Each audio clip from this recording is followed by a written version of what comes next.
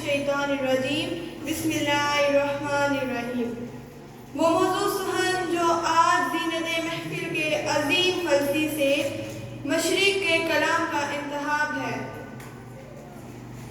مجھے ہے حکیم ازا لا الہ الا اللہ کہنا، وقت فرصت ہے کہاں کام ابھی باقی ہے، وقت فرصت ہے کہاں کام ابھی باقی ہے، نور توحید کا اہتمام ابھی باقی ہے۔ جناب صدر، ہر دور میں اللہ کی توحید و وحدانیت کی حق گوئی اور سچائی کے لیے بندوں کا انتخاب کرنا ہے۔ اس دور میں اقبال جیسے عظیم اسکالر انتخاب ہوا۔ صدر ذوالفقار، کیا ہے تمہیں ادا کیا ازا لا الہ الا اللہ؟ میں آپ کو تحریر ارواح کی ورزگرانی کروانا چاہوں گی۔ کیا کلمہ حق لا الہ کہنا آسان ہے؟ نہیں، بالکل نہیں۔ حق میں ازا اور لا الہ کی خاطر ابراہیم علیہ السلام کو نمرود کی دہکتی آگ میں جلنا پڑا۔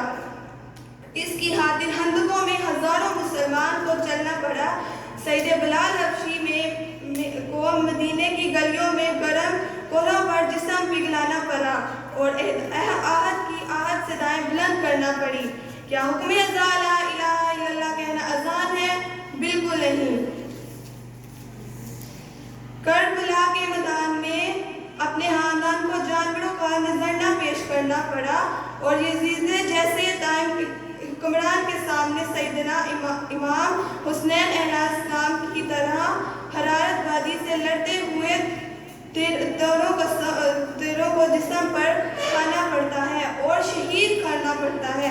صدر محفل، میں آپ کو ایسی ہزاروں مثالیں دے کر اقبال کا پیغام کو مزید خوبصورت انداز میں پیش کر سکتی ہوں، لیکن مجھے آج کے دور کا نقشہ بر کھینچنا ہے۔ آج کے اس پرکتلین دور میں اللہ نے وطن عزیز پاکستان جیسی عظیم نعمت نوازا ہے۔ قائد اور اقبال اصلاحی ملک میں مجھے یہ حکم ازا لا الہ کہنا بھی آسان نہیں۔ یہاں سچ بولو تو قتل ہو جاؤ، یہاں سچ بولو تو قتل ہو جاؤ اور جھوٹ بولو تو حاکم ہو جاؤ۔ عافیہ صدیقی پاکستان کی بیٹی کو غیروں کی جیل میں تڑپتے سسکتے مرنے کی بات کرو، یا محسن پاکستان کو گلیوں میں رسوا اور اپنے ہی گھر میں بند کر کے زندگی عذاب بنانے کی جائے۔ میں کس کی بات کروں؟ سچ اور حق کے لیے لڑتے لڑتے عدالتوں کے چکر لگا کر جان چلی جاتی ہے، لیکن انصاف نہیں ملتا۔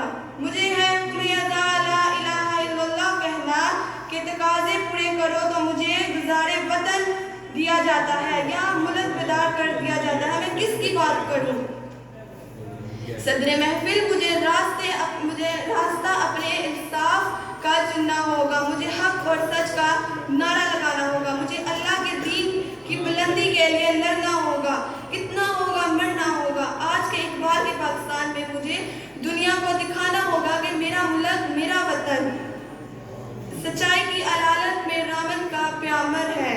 میں اپنی تقریر کا اہتمام ان الفاظ پر کرنا چاہوں گی: تیرے